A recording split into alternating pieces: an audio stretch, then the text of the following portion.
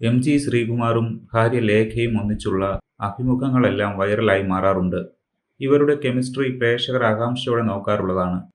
വർഷങ്ങൾ നീണ്ട living together ലൈഫിന് ശേഷമായാണ് ലേഖയും എം.ജിയും വിവാഹിതരാവുന്നത്. പ്രണയത്തെക്കുറിച്ചും വിവാഹ ജീവിതത്തെക്കുറിച്ചും അന്യോന്യം മനസ്സിലാക്കിയതിനെക്കുറിച്ചുമെല്ലാം ഇരുവരും തുറന്ന് സംസാരിക്കാറുണ്ട്. ലേഖയ്ക്ക് ഒന്നിനോടും നിർബന്ധം പിടിക്കുന്ന ശീലമില്ല. പരിചയപ്പെട്ട കാലം മുതലേ അങ്ങനെയാണ്. ഒരു ചാനൽ പരിപാടിയിൽ അതിഥികളായി എത്തിയപ്പോഴായിരുന്നു ഇരുവരും വിശേഷങ്ങൾ പങ്കുവച്ചത്. ഡാൻസർ ആവണമെന്നായിരുന്നു തൻ്റെ ആഗ്രഹം.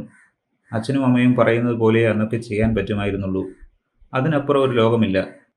അവർക്കെന്നെ പാട്ട് പഠിപ്പിക്കണം എന്നായിരുന്നു. നല്ലൊരു പാട്ടുകാരിയാവണം എന്നായിരുന്നു.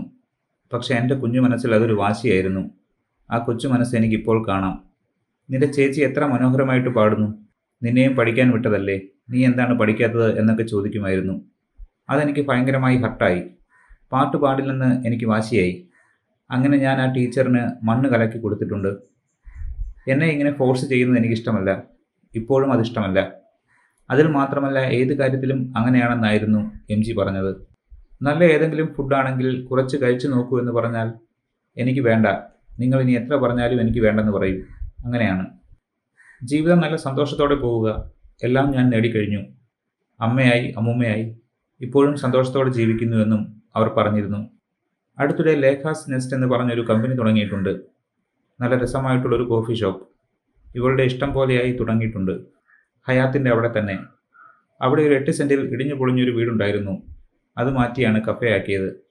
നല്ലൊരു ആംബിയൻസ് ഒക്കെയുള്ള കോഫി ഷോപ്പ്. നന്നായി കുക്ക് ചെയ്യുമല്ലോ. എല്ലാം നോക്കി ചെയ്യാൻ ഞങ്ങളുടെ ഒരു കോമൺ ഫ്രണ്ടുണ്ട്. ഇവളുടെ ആഗ്രഹമല്ല, എന്തെങ്കിലും ചെയ്യൂ എന്ന് പറഞ്ഞ് ഞാൻ നിർബന്ധിച്ചതാണ്. I achieved everything. ഇനി എനിക്ക് വലിയ മോഹങ്ങളൊന്നുമില്ല. ഭഗവാൻ എല്ലാം തന്നു. ആഹാരവും കിടന്നുറങ്ങാൻ വീടും നല്ല ഭർത്താവും, അങ്ങനെ എല്ലാം ദൈവം തന്നു.